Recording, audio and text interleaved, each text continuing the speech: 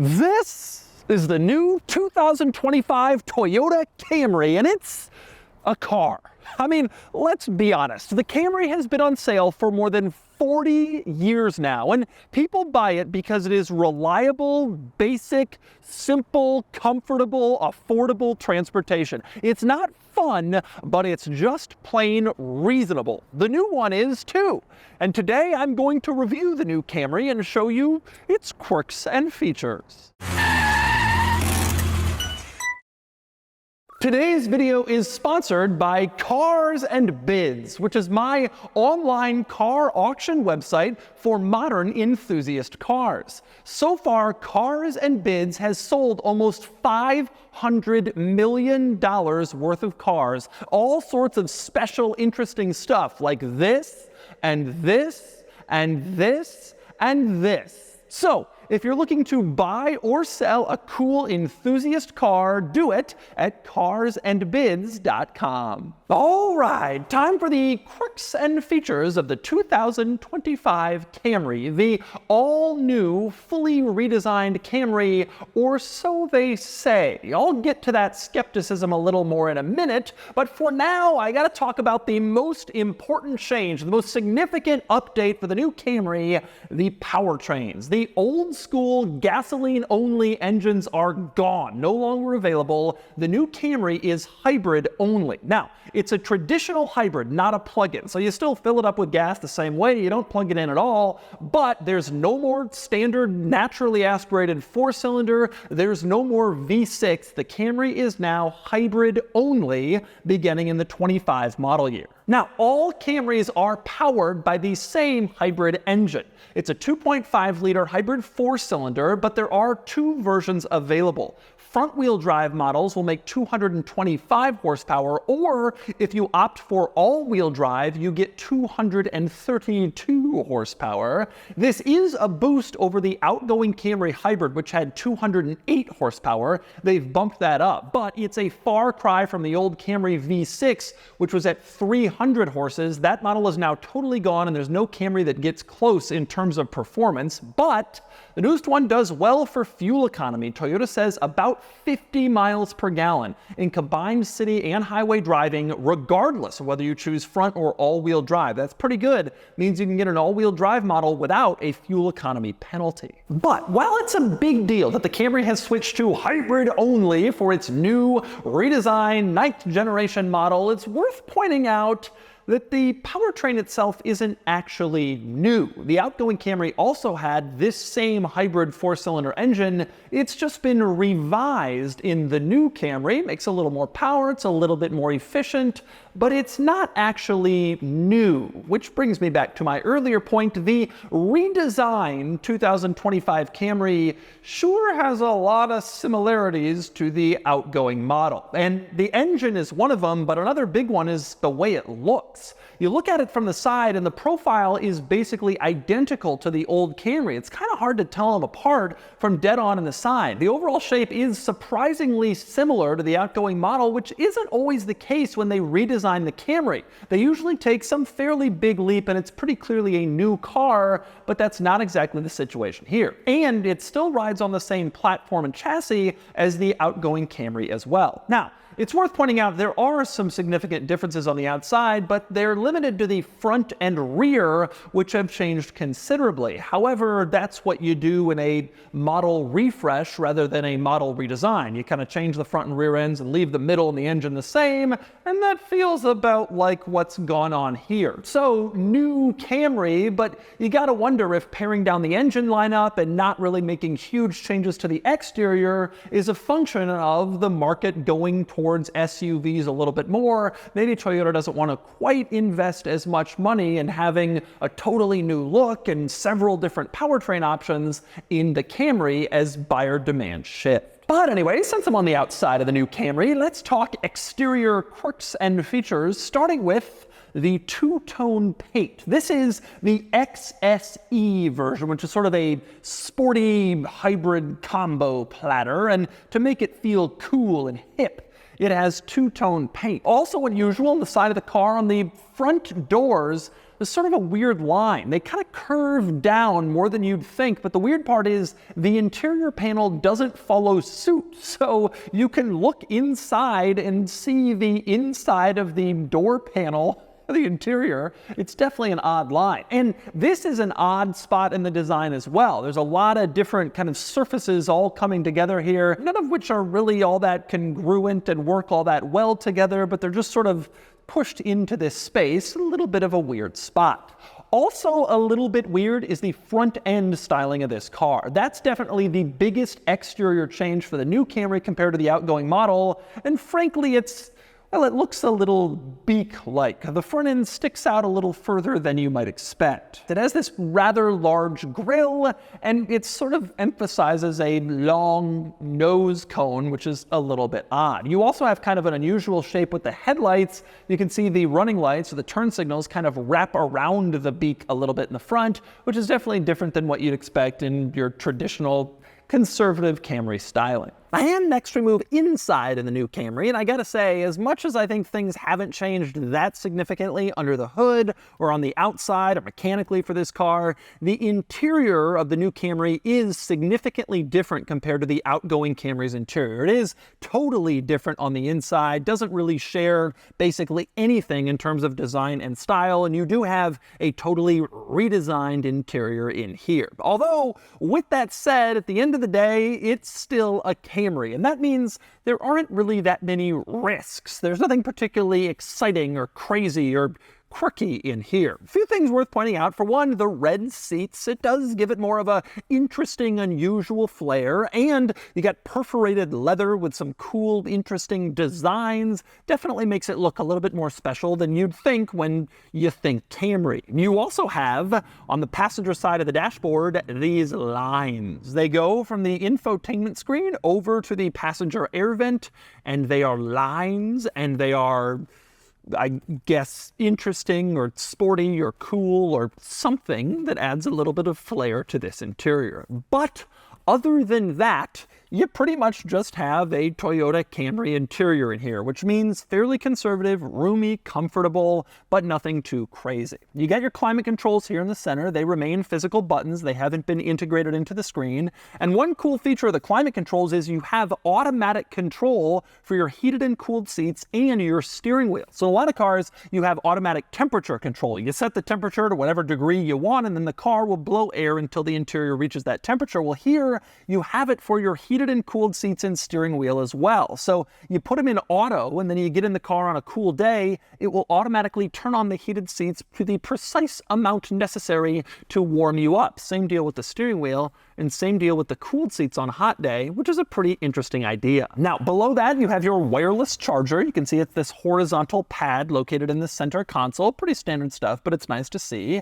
And above the climate controls in the center, you have your infotainment system. Now, this is Toyota's fairly basic, fairly standard infotainment system, and frankly, it works reasonably well. It's intuitive, easy to use, easy to switch between various things. Tap your finger and it does exactly what you want. Simple, nice, and easy. A few drawbacks. Number one, this screen is a little bit small. The infotainment works better in larger applications where you can see more, and I don't love the fact that you can't do two things at once. No map and radio on the same screen like you can in most cars. Other than that, this infotainment is pretty good, and of course, Apple CarPlay and Android Auto are standard and enhance the experience further. Now, you move over to the gauge cluster screen, and I gotta say, it's pretty impressive in there. There's a lot of good stuff in this gauge screen, specifically the configurability of it all. I have complained about previous Toyota gauge cluster screens not being configurable enough, but now you can make a lot of changes. You can adjust the left panel, the center panel, and the right panel to show pretty much exactly what you want. You can see your map, you can see your audio, trip details, all sorts of different stuff in this gauge cluster screen. You can tailor-make it to exactly what you want to see. A couple of interesting things to note in this gauge cluster screen. For one, you have the ability to see an eco score while you're driving. The car will actually give you a score with how efficiently you're driving. It will rate your driving so you can see in real time if you're driving as efficiently as possible. Also unusual, the screen will put on 2 red bars at the bottom if your brake lights are on. I guess that's intended to mimic the look of the brake lights. I have no idea why it does that, why you would want to know for sure that your brake lights are on when they're on. But if you do, that information is in the screen. Now, beyond the screens, a few interesting items worth noting in here, some quirks, if you will. For one, you still have an old school physical gear shift. So you move this between park and drive. There's no electronic gear shift in this car yet, which is starting to become uncommon. Most cars now have electronic shift levers, which adds a safety component, like when you open the door, they can automatically shift into park. Not the case here. One other interesting thing right below the shift lever, you have individual buttons for your drive modes. Basically, every other car I've been in, it's a little dial you turn to adjust between eco, normal, and sport. Here, you can just tap them all individually, which seems like a little bit of button overkill. Below that, you have a button marked EV mode, which is kind of interesting. You press that, and if the car has enough battery charge from all the regen braking, you can temporarily go into a fully electric mode for a few miles where you're not making any sounds, which is kind of a neat idea if you want to be especially efficient and get a high eco score. Now, one other button worth mentioning in this interior, to the left of the steering wheel, you have a few standard kind of traditional buttons over here, like opening up the fuel door, but there's also one with a camera that's marked view. If you press that button while the car is in park, you get this bizarre display that comes on the infotainment screen. It's like an egg-shaped camera display around the car, and the weird thing is you can't move it. You can't zoom in or out or go left or right or around. You can't do any of that. It's one of the strangest displays I've ever seen, and I don't get why they even bothered to do it. But that button is actually surprisingly useful in this car if you're in drive. You can push it, and it instantly pulls up your top-down camera view and your forward camera view, which can be surprisingly useful. If you go into reverse, of course, the cameras pull up automatically, but they don't do it if you're in drive. And so if you're trying to get into a tight space, you want to see where you are, tap that button, and they come right up. You don't have to go to some in-screen menu to find your cameras. Overall, I gotta say the interior of this car, not really so bad. I suspect the price point on this one is maybe around $38,000, somewhere in that range, and it's a decent interior. Not the very best, still some cheap plastics here and there, but mostly it's a pretty nice effort, especially for a fairly traditional mid-sized family sedan. And next we move on to the back seat of the new Camry, which, well, frankly is fairly uninteresting, although you'd expect that from the back seat in a Toyota Camry. It's worth pointing out you do have the same perforated leather that you did up front, the same red leather, the same cool designs, just like in the front seats, although I'm always interested in seeing where automakers cheap out in the back seats compared to the front, and the answer here is the door panel. You have a panel of red leather, but in the front you have a panel of perforated red leather, which looks cooler, but they didn't want to spend the money for the perforations for the back seat. Sorry, rear passengers. Other than that, though, you got some nice stuff back here. You do have rear seat climate vents, which is nice to see in a midsize sedan. You don't always get that. And you also have 2 USB ports back here, USB-A and USB-C, to charge your devices. Of course, you also have a cup holder. You lower the center armrest, and you can see dual cup holders in here, so you can store your drinks. Maybe most importantly, the back seat is surprisingly roomy. I have the front seat positioned where I would sit as a pretty tall adult, and I got space back here. Knee room, headroom, hip room, leg room. You got it all. It's actually a surprisingly roomy place to spend time, so this still can be a family sedan, even after all these years. And finally, we move on to the trunk, the cargo area in the new Camry. You pop open the trunk with a little button here. It opens up and reveals the trunk of a Toyota Camry. Again, nothing too surprising, nothing too unusual here, but it is reasonably sized. You can put exactly what you'd expect back here and have your cargo as you drive around. A couple of interesting features worth pointing out. For one, this little diagram on the floor of the trunk shows you that you can lift this little handle up and then clip it to the top of the trunk so that this part stays in place if you need access to your tire changing tool to change your tires, which is a pretty cool and convenient feature, that handle also doubles as a clip that keeps it in place. Back here you also have switches that you can use to pull and drop the rear seats, which adds convenience. You don't don't have to go back there and do it yourself if you have some large item you're trying to load in. And you also have hooks here. You can see on the side of the trunk, you have them on both sides in case you want to stick a grocery bag there, something important, you don't want it falling over in your trunk. That hook keeps it in place. So nothing particularly unusual in the trunk, nothing especially quirky, but you have your nice practical Toyota Camry solutions. Final thing I want to discuss with this car, pricing.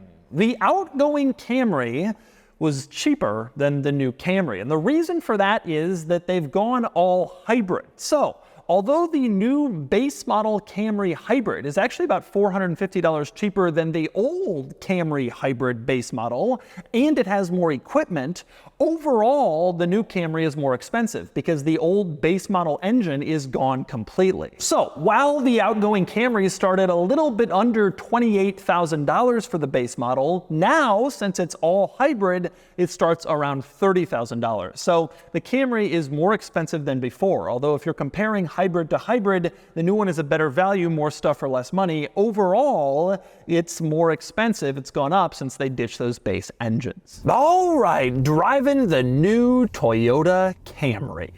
The new Camry, the 9th generation, 42 years this thing has been around, and here it is again. Now, Toyota has told me that I am the very first person outside of Toyota to drive the new Camry, the very first, me.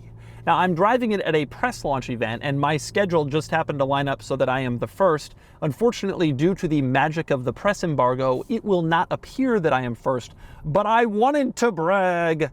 I'm the first. So let's talk Camry. I was talking to the chief engineer of Camry, and he was kind of going over all the changes they've made for the new redesigned 9th generation Camry. And you know, he was talking about how it drives better, it's more fun, it's more engaging, but they got rid of the V6. And to me, I don't think they can really be realistic about the car being more fun and engaging if they've gotten rid of the powerful one. And the hybrid powertrain now has more power than before, but it doesn't make up for, losing the V6. However, and I want to make this point really clear, I don't think that's such a drawback. So the Camry isn't fun to drive. Not every car can be. Toyota has the Supra, they got all those TRD Pro SUVs, they got the 86 or the GR86 or whatever they're calling now, the GR Corolla. Like, Toyota makes a lot of fun cars. They don't need every car to be fun. And so the Camry does what it does, which is the same thing it has done since I was a child. When I was driven home from the hospital in the backseat of a 1987 Toyota Camry. This car just works. It works great. It's comfortable, it's roomy, it's affordable, it's got equipment, it's reliable. It's been the best-selling car year after year because they don't really screw with the format that much because there's no reason to. This is what people in this segment want. And yes, cars are dying and SUVs are taking over, and Toyota's got a bunch of those too. But for the people who still want a car, this is still the same thing it's always been, which is a tremendously competent one. Not a fun one, not a thrilling one, not an exciting one, but a good one. So I'm sitting here driving this, and I gotta say, I don't find it to be particularly exciting, but I do find it to be everything a Camry has always been, which is the ride is reasonably comfortable. It's no luxury car, but it does what it does. Obviously, fuel economy is gonna be great with this hybrid powertrain. They were telling me 50 miles per gallon, even with all-wheel drive, which is pretty impressive. You got a lot of standard equipment. You got great technology in here. Not cutting edge incredible, but good enough, exactly what you'd expect. The road noise is fairly minimal. You do hear some engine noise. You do hear some tire noise. It's not an ultra luxury car, but it's got, the stuff that it should have in terms of road noise. It's totally fine for its segment.